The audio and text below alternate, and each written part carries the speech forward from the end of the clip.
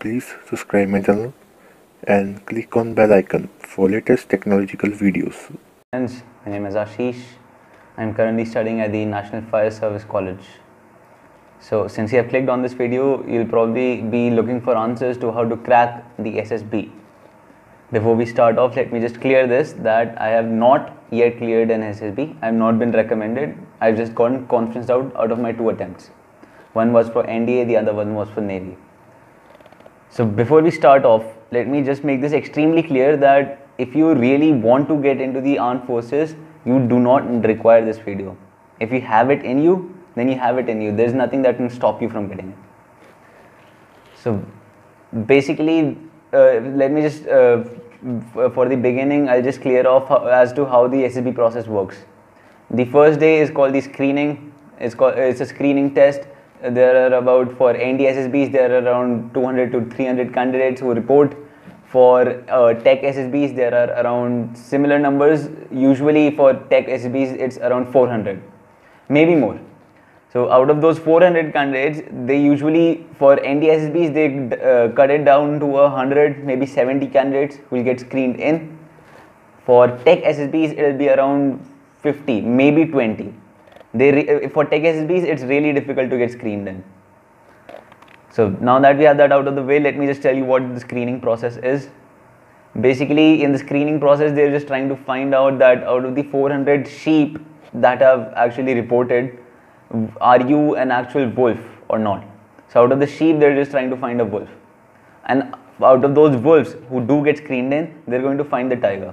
And that's the tiger that you need to be if you really want to join the armed forces. Now, for the screening process is divided into 2 parts. The first one is called the OIR test. It's Officer Intelligence something.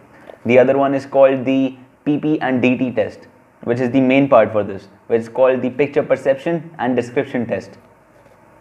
Now, most of this information you'll find out on various websites online. Maybe people who have given past SSBs who have been screened out, or maybe even conferenced out, they'll tell you all this. But the important thing that you need to keep in mind is that these are the tests that don't actually count. While getting screened in, the main thing that you need to remember is that A, you have to be yourself, or B, if you're not being yourself, then and you do get screened in, they'll find out your true self within the next 5 days. So try to not lie for the period of the first day. Based on personal experience, you'll be asked to report either at 6 in the morning, maybe 6 in the evening, the day before. For people who are asked to report 6 in the morning, it's my specific advice that you report to the railway station, whichever closest railway station they ask you to, they usually do. You report there at least 4, maybe 4:30 in the morning. You need to do that because in most SSB centers, what they do is it's like a first come first serve process. So based on when you arrive, they'll allot you chest numbers according to that. So getting a lower chest number like a 1 to 50 actually lowers your chances, even though it does not really affect much, but based on personal experience, it does. Other than that, the people who other people who have reported with you at 4 in the morning, they'll probably be the best ones who are really dedicated. Hence, they're reporting at 4. That's an important thing. As soon as you report at 6, they'll ask you to have breakfast. If you're a repeater, then you'll just go directly to breakfast. If you're a fresher or you're giving the SSB for the first time, you'll be given some basic instructions as to what's going to happen, and then they'll tell you to have breakfast.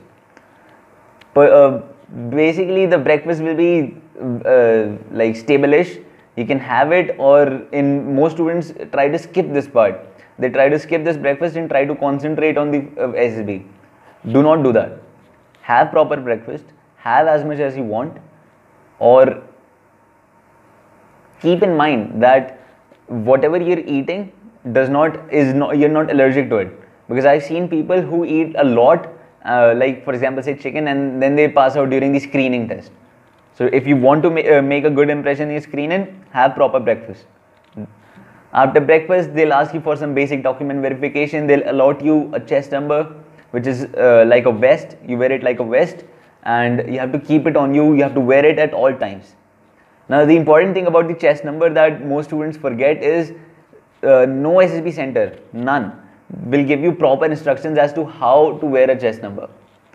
So when you do see some repeaters or some other person who looks good in their chest number, just try to mimicate whatever they're doing, right? Because the chest number is now a uniform for you. Whatever formal clothes that you've shown up wearing, you now have to wear that chest number, and that becomes a part of your uniform.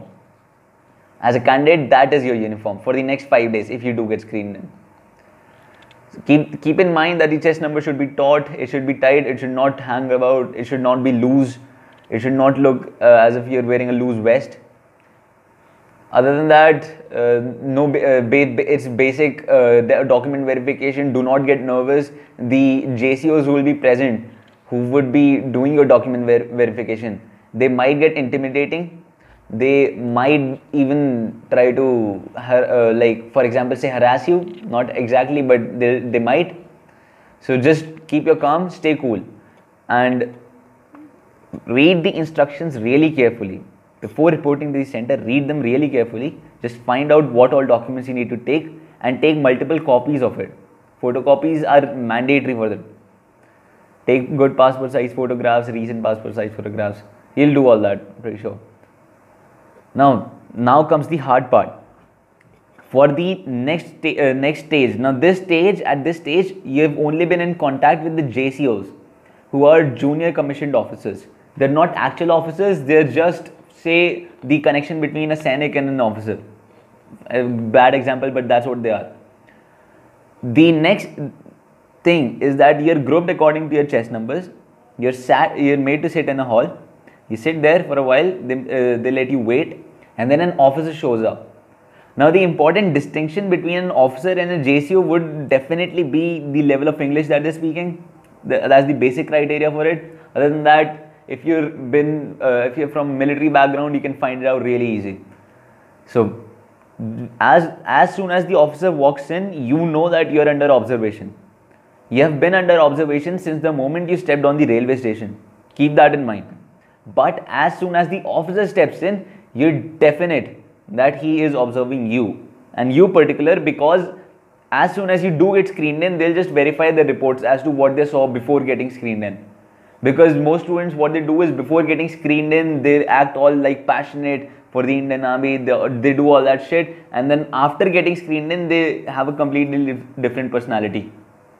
So screening in is the time that you need to show who you really are, and keep that act for the next 5 days. Okay, so when the officer shows up, he'll just start briefing you. That's what it's called. It's basic instructions as to what the further tests are going to be, what is going to be your conduct for your stay during the screening and process. If you're a first timer, you'll be given some forms to fill regarding the travel allowance. Fill that really carefully. Keep in mind that you carry all your travel tickets with you and boarding pass if you're traveling from flight.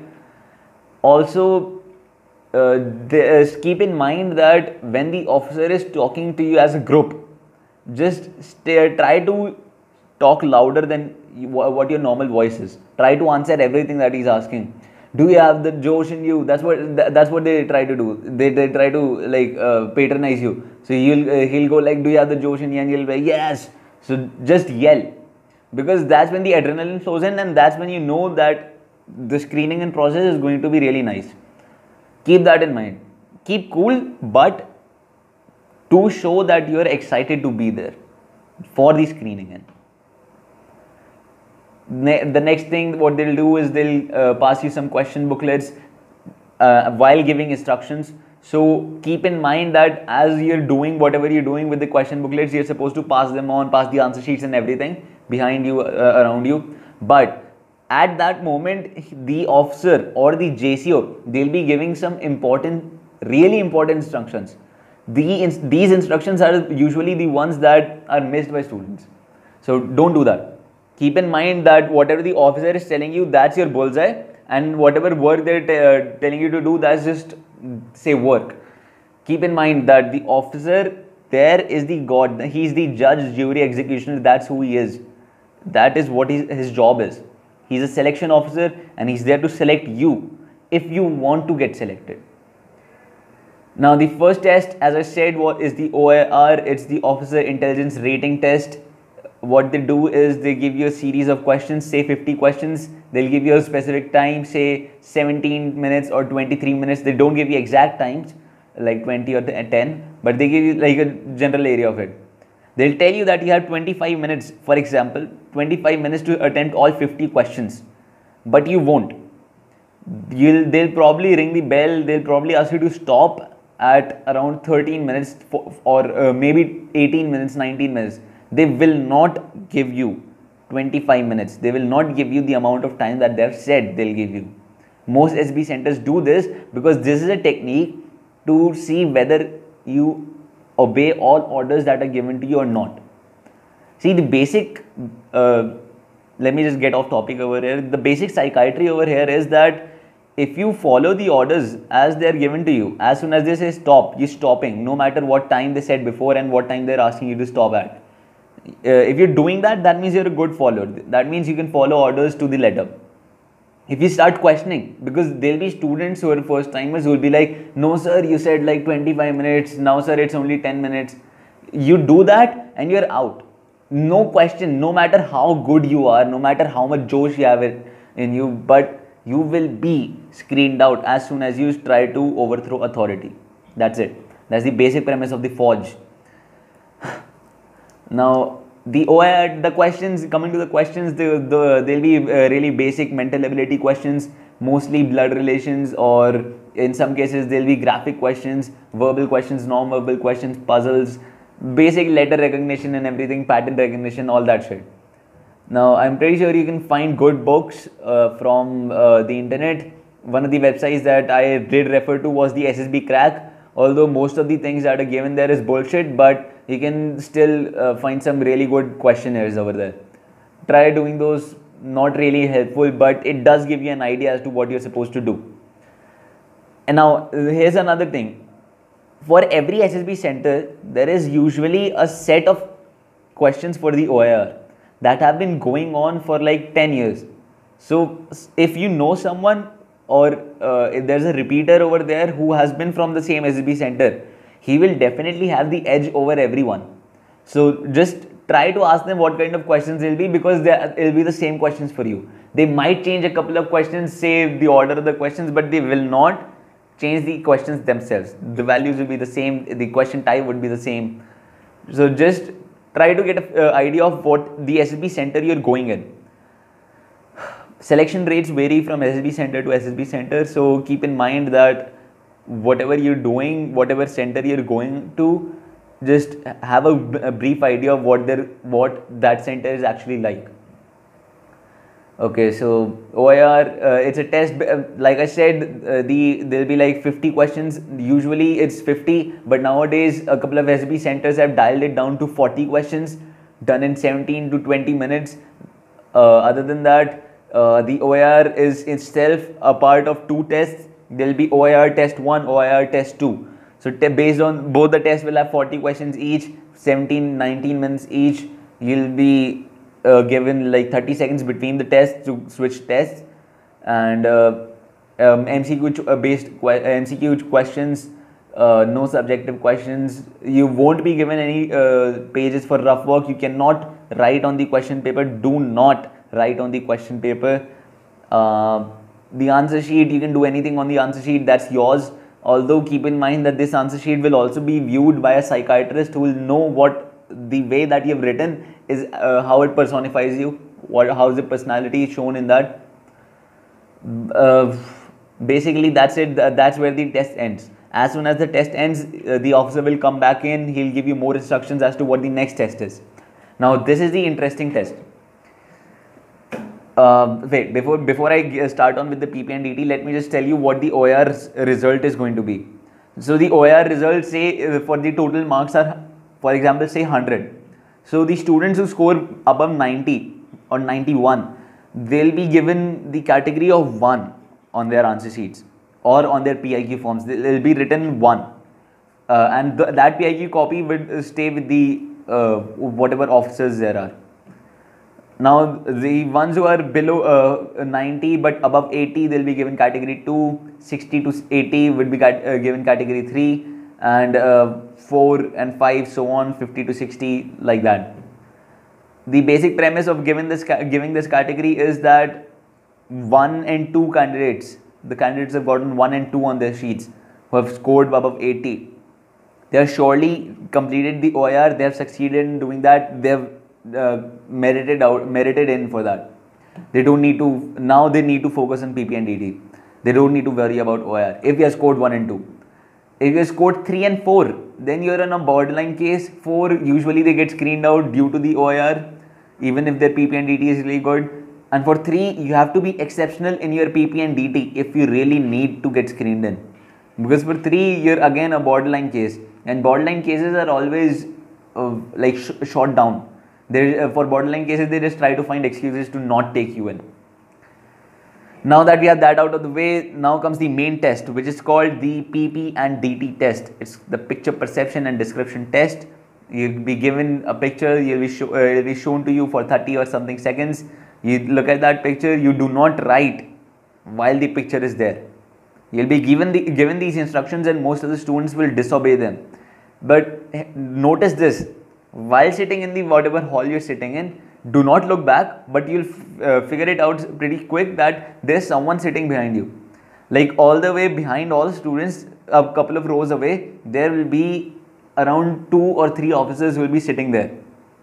Now you won't see them, do not look for them, do not turn around, but know and remember that they are present over there.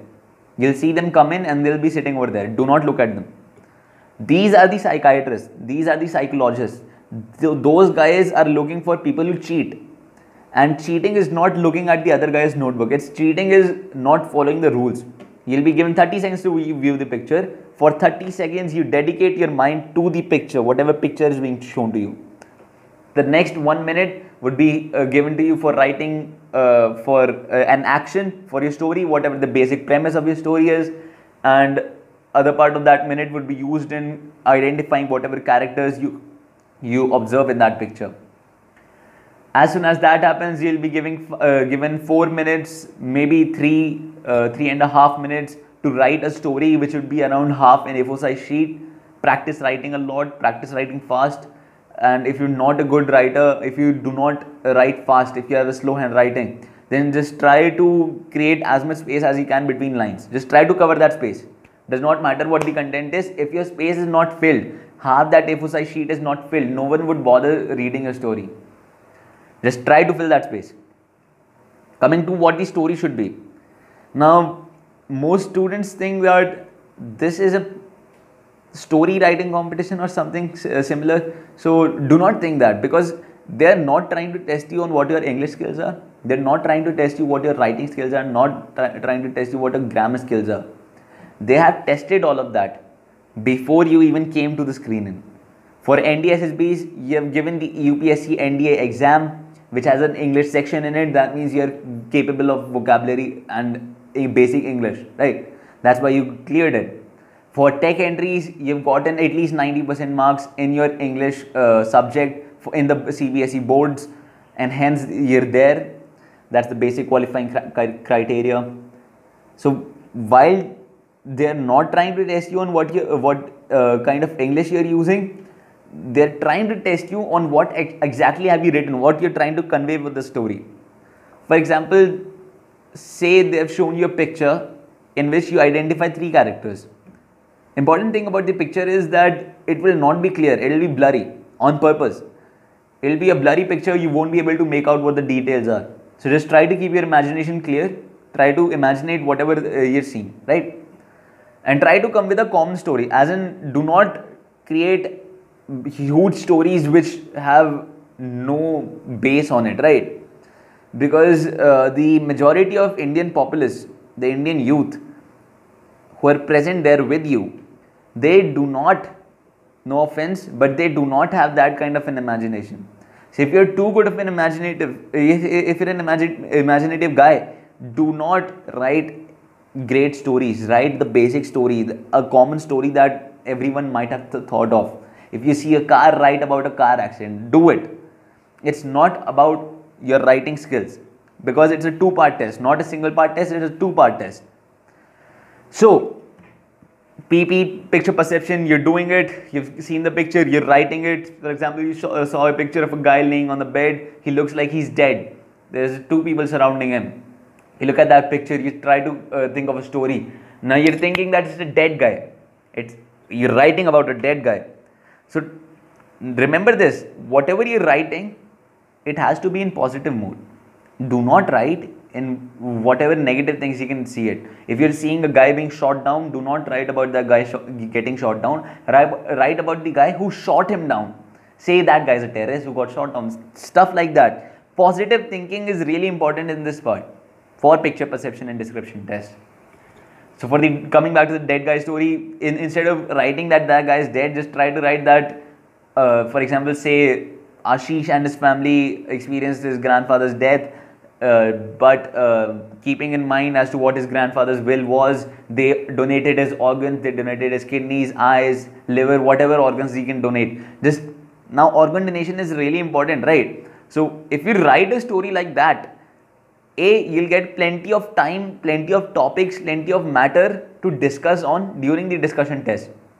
B, it's capable, you just showed your capability of turning a bad picture into a good picture by using organ donation instead of death. So keep that in mind, do that. Try practicing stories, try practicing it online, maybe take coaching for this, not exactly required, but try to practice for it, at least once. Try writing really fast. Covering up that whole paragraph seems a little deal right now, but it will be huge for a while you're sitting there, because at that time you'll be nervous, completely nerve-wracked. So remember, complete that whole page. That's the important part of this particular test. As soon as you're done with this, they'll take your sheets away. As soon as he says pen down, you throw your pen away as far as you can. And that's metaphor. Do not actually throw your pen, just keep it there. But drop it as soon as you can, because if you don't, they'll know that you're not following orders, and hence you're out. That's it. That's clear shot, right?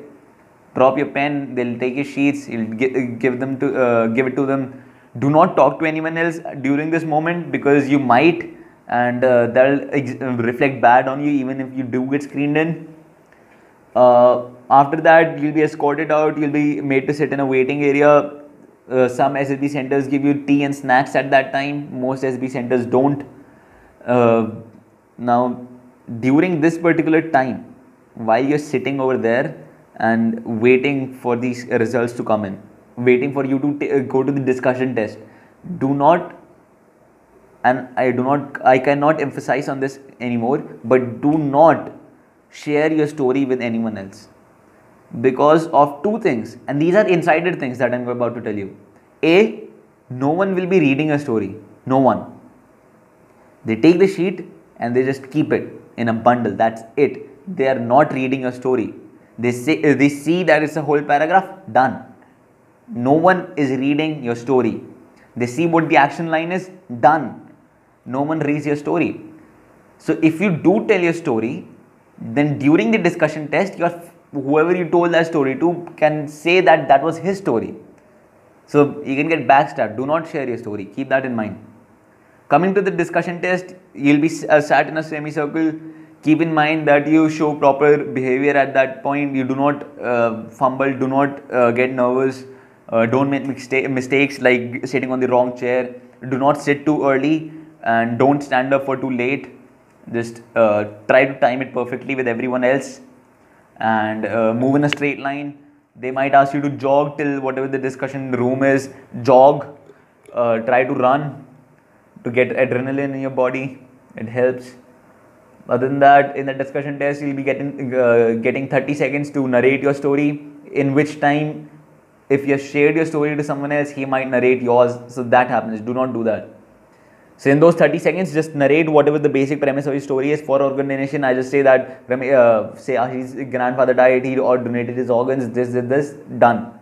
30 seconds flat, you're out. Okay. Do not exceed 30 seconds.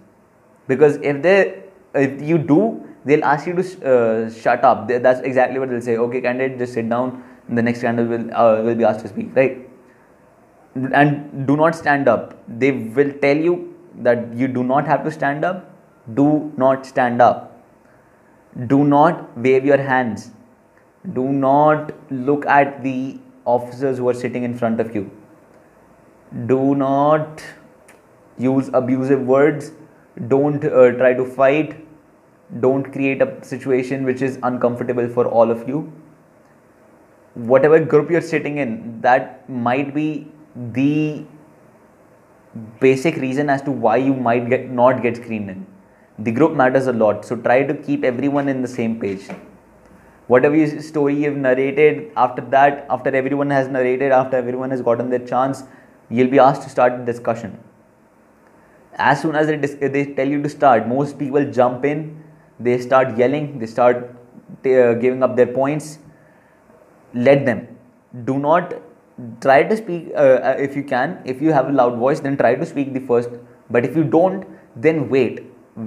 Count in your head 1, 2, 3, 4, 5. As soon as you hit 5, try speaking again. If you get a space there, then keep on speaking. Make the perfect point that you want to make during the discussion. The next thing you'll know, if you do not get a chance to speak at 5, wait again, wait for 10 this time. 1, 2, 3, 4, 5, 6, 7, 8, 9, 10.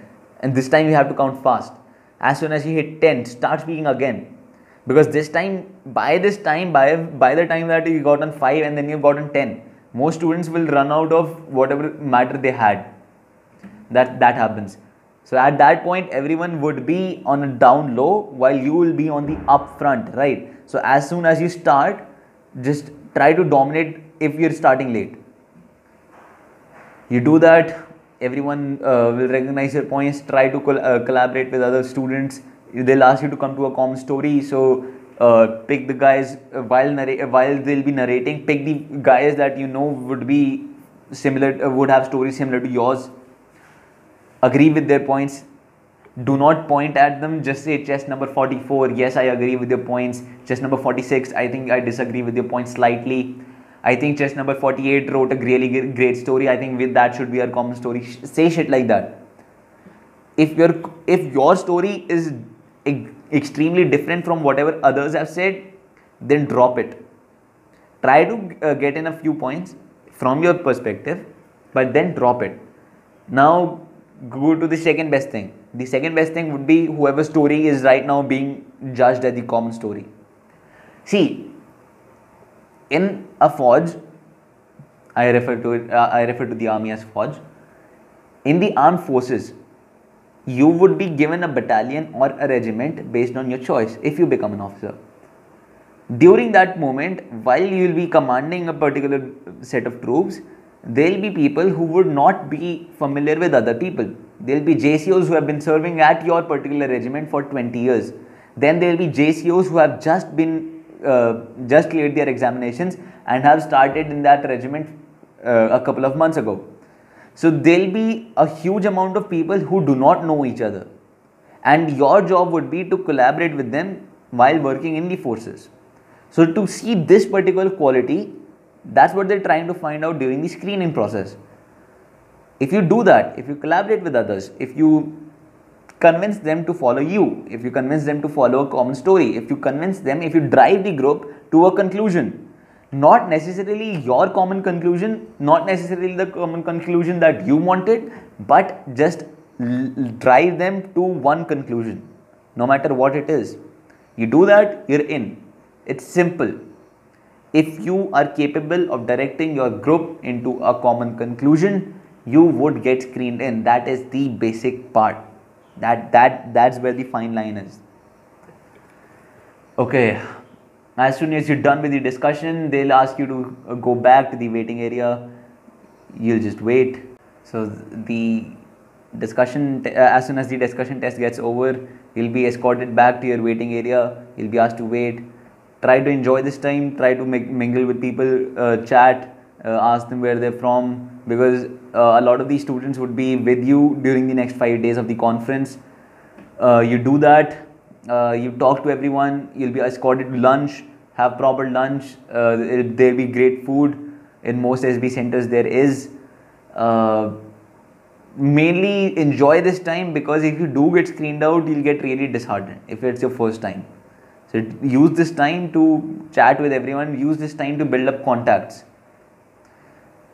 Other than that, then there'll be a long wait for you, around 2 to 4 hours of waiting. They'll tell you whatever the result is. They'll announce the chest numbers. In most SB centers, they allow you to keep the chest number till the point that the results are announced. But lately, what they've been trying to do is they take the chest numbers away, and after that, the results are announced. So memorize whatever chest number you have. They'll do that. They'll announce whatever chest number you have. You say yes sir, you yell it. If you do get screened in, you say yes sir, you yell it, you go running, you take your new chest number, you take your luggage, you go back to whatever the area they asked you to. That's where you get screened in. That is the process. That's end. That's where it gets finished. If you get screened out, if they do not say your chest number, do not be disheartened. Don't be embarrassed about it. It's no big deal. If it's your first time, then you might get a little bit say disheartened. You'll be really, you'll feel bad. That's it. You'll feel bad. Do not, because A, it was your first time, shit like that happens. B, now you know how to get screened in. So if you get screened out, just take your phone, call your parents, tell them to make the travel arrangements. Try to not take your parents with you to the SB center, to the railway station. Try to use this trip as your freedom trip. Go to the SB center alone. Go to the railway station alone. Do not take your parents with you. If you get screened out, it'll be around at 5 in the evening. You'll be free. So if you want to have a plan B, if you want to book a ticket beforehand, then do it after 6 at least. If it's by rail or an airplane, do that. And keep in mind that if for the next attempt that you'll be given, keep in mind as to what all mistakes that you made this time. So thanks for watching, and this was a video to how to not get screened out for SSB. Thank you.